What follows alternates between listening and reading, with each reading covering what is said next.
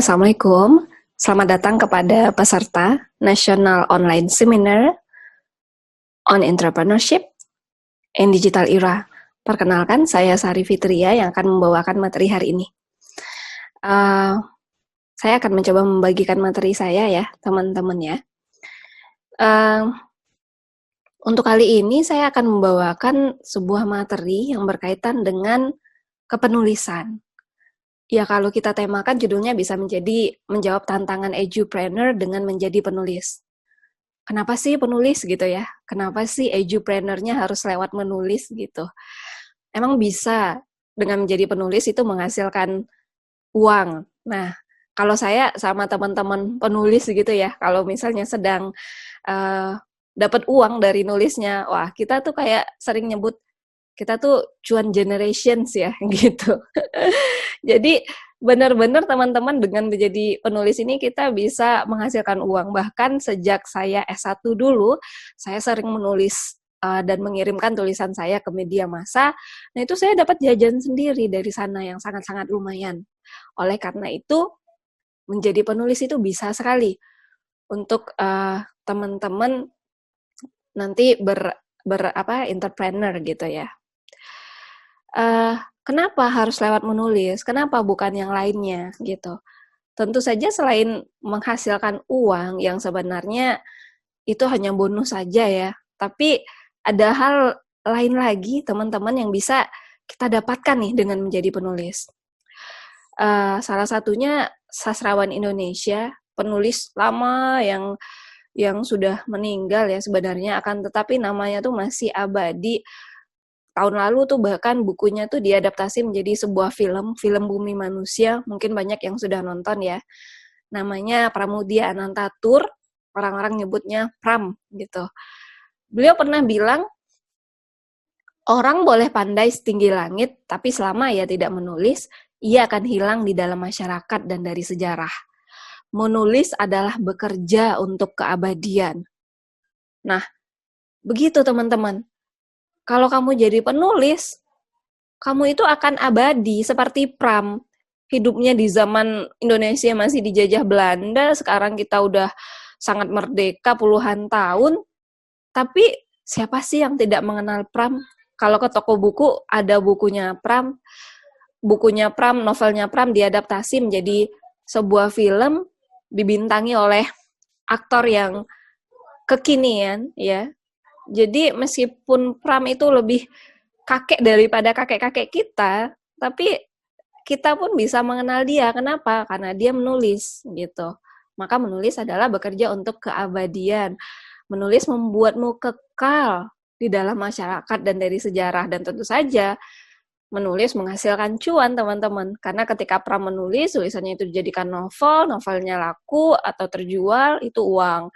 Novelnya diadaptasi menjadi film, itu uang. Tidak hanya untuk dia, bahkan generasinya pun dapat gitu ya. Selain Pram, seorang filsuf dunia yang juga merupakan seorang penulis, sukanya nulis puisi ini, namanya Jalaluddin Al-Rumi, juga pernah mengatakan, "Raise your words, not your voice. It is rain that grows flowers, not thunder." Raise your words, artinya menulislah. Rumi sendiri tulisannya juga sangat banyak, teman-teman. Bahkan tulisannya itu tidak hanya dalam bahasa Turki, di mana tempat dia berasal ya, tapi udah diterjemahkan ke berbagai bahasa, dan tentu saja Inggris. Bahkan banyak juga orang-orang Inggris yang mencoba mempelajari gagasan-gagasan Rumi melalui tulisannya. Lagi-lagi Rumi yang hidupnya entah abad kapan, tapi tetap dikenal oleh orang-orang di abad sekarang. Dan tentu saja ketika tulisan-tulisan Rumi ini menjadikan buku terus-menerus diadaptasi dalam berbagai bahasa, tentu saja itu adalah bisnis gitu ya teman-teman ya, uang. Makanya menjadi penulis itu bisa saja disebut sebagai writerpreneur. Apa itu writerpreneur? Writerpreneur itu adalah membangun bisnis dengan menulis. Atau bisa juga kita katakan sebuah wirausaha yang bergerak di bidang penulisan. Kenapa wirausaha? Karena tulisannya itu berasal darimu sendiri, kamu yang membangunnya. Maka ketika kamu menjadi seorang writer, nah seperti saya lihatkan dalam meme ini ya, keadaan finansial kamu yang lemah itu bisa menguat dengan kamu membuat tulisan-tulisan secara konsisten. Maka kamu menghidupkan writerpreneur gitu. Apalagi di saat ini ya, kita lagi pandemi, nyari kerja, keluar itu pasti akan susah sekali karena lowongan pekerjaan menjadi sempit.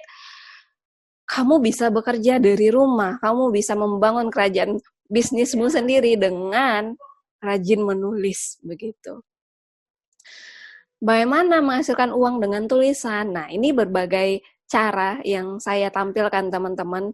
Bagaimana dengan menulis itu kamu bisa menghasilkan uang. Pertama, menulis di media massa. Nah, ini yang sudah saya lakukan sejak 10 tahun yang lalu ketika saya masih S1 ya. Waktu itu saya tinggalnya di Padang, maka saya sering sekali mengirim tulisan ke Singgalang. Setiap awal bulan saya ke Singgalang untuk mengambil honor-honor dari tulisan saya. Lalu ketika teman-teman misalnya mau naik level, itu bisa ke koran nasional seperti Kompas. Atau misalnya ini ketika saya S2 di Jogja, nah saya mengirim tulisan ke Joglo Semar koran Jogja dan Jawa Tengah.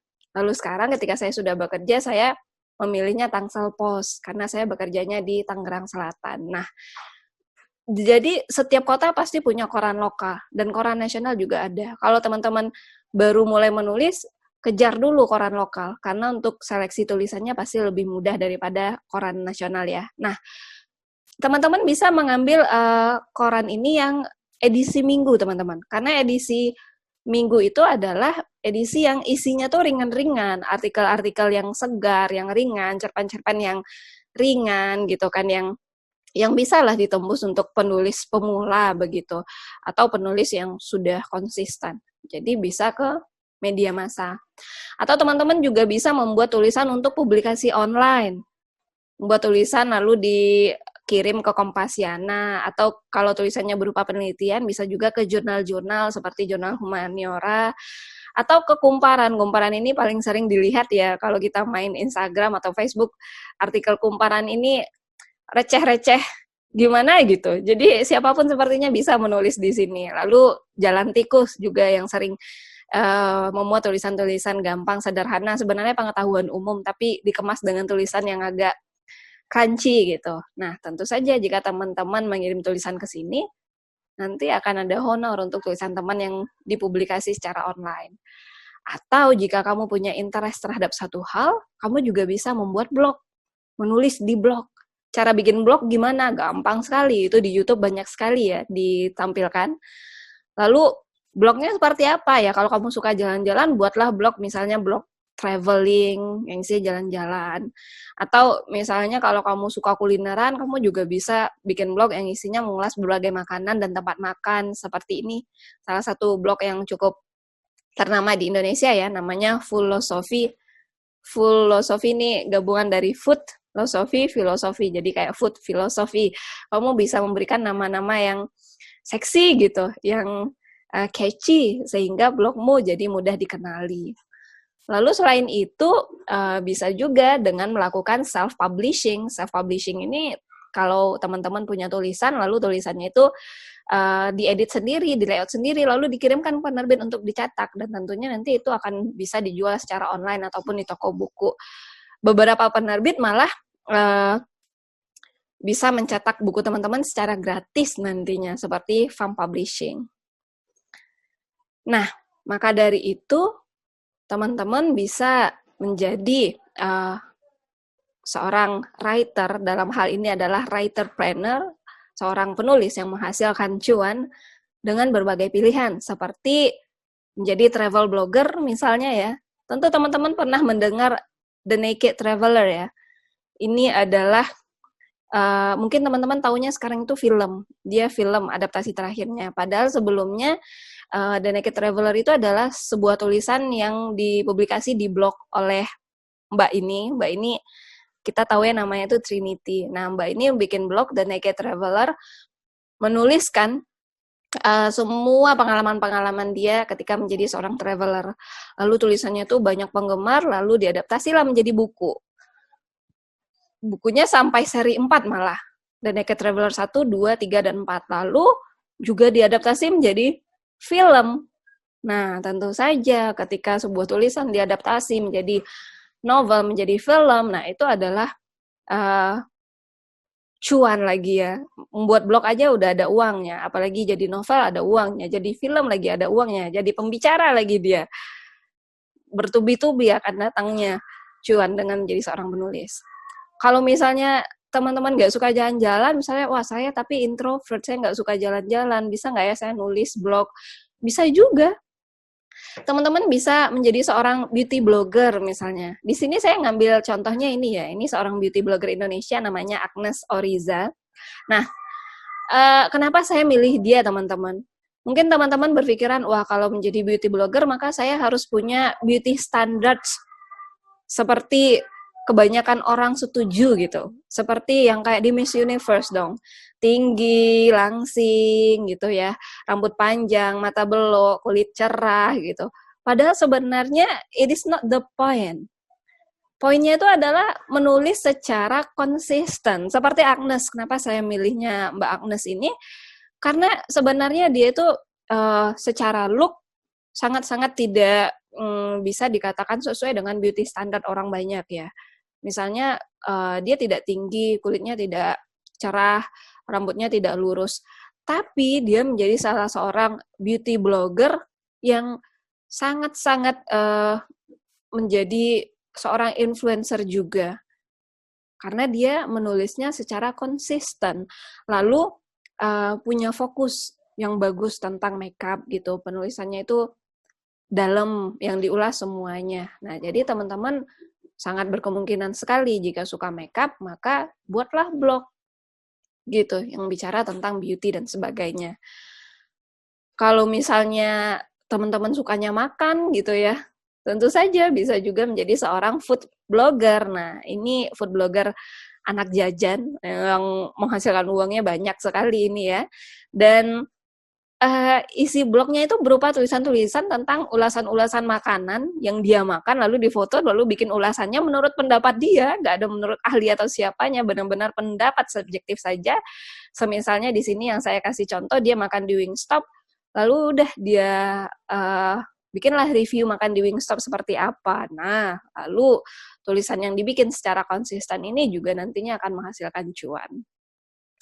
Selain itu, banyak sekali ya topik-topik yang bisa teman-teman tulis di sebuah blog. Misalnya games blogger, misalnya kalau suka games, main games ya, bisa bikin review gamesnya.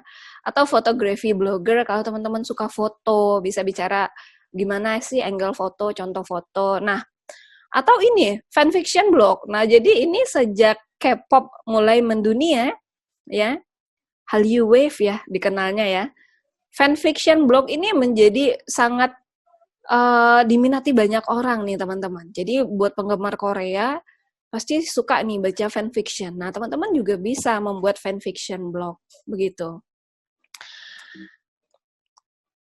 Selain menjadi blogger, teman-teman bisa punya pilihan lain nih, yaitu menjadi seorang content writer. Nah, kan kalau misalnya menjadi seorang blogger, maka kamu harus membangun blognya, menulis secara rutin, update blognya terus-menerus gitu ya. Mungkin akan membutuhkan waktu untuk membuat blognya menjadi settle dan penulisannya konsisten. Tapi kalau misalnya kalian tidak punya waktu sebanyak itu, karena misalnya bekerja juga di tempat lain gitu ya, teman-teman bisa saja memilih menjadi seorang content writer. Apa sih itu content writer? Content writer adalah orang-orang yang menulis, lalu tulisannya tuh dikirim ke berbagai media online. Paling banyaknya media online ya. Misalnya di sini. Nah, saya menulis di sini nih teman-teman. Webnya Have Halal Will Travel. Ini webnya itu base-nya banyak ya. Ada Have Halal Will Travel Malaysia, ada Jepang, ada Indonesia. Nah, teman-teman bisa melamar menjadi content writer untuk Indonesianya, lalu buat tulisan. Tulisannya misalnya seperti ini, 5 alasan kamu wajib mencoba VW Safari Tour di Borobudur beserta harga terbarunya. Nah, bikin tuh ulasan tentang wisatanya. Karena ini nama webnya adalah Halal Travel gitu ya, maka biasanya bicara tentang tempat-tempat wisata tapi yang memberikan fasilitas halal bagi muslim-muslim, baik itu makanannya dan sebagainya. Lalu teman-teman bisa saja menjadi seorang content writer di sini dengan melamar dulu, lalu kirim tulisan di sini gitu. Atau misalnya di tirto.id. Tirto.id ini juga teman-teman bisa menjadi seorang content writer, mengirim tulisan di sini yang isinya juga artikel-artikel general seperti ini. Mitos dan fakta makanan yang tidak boleh dikonsumsi berbarengan. Nah, ini kan pengetahuan umum ya. Tapi teman-teman harus menulisnya dengan gaya teman-teman sendiri, gaya yang crunchy gitu. Maka nanti teman-teman bisa saja tulisannya atau diterima menjadi seorang content writer di Tirto. Atau kalau misalnya teman-teman suka nulis yang agak berat-berat gitu ya, saya sangat memperjuangkan kesetaraan perempuan begitu ya. Teman-teman bisa saja menjadi seorang content writer di jurnal perempuan gitu. Jadi pilihannya tuh sangat banyak nih teman-teman. Nah, maka dari itu jadilah seorang penulis.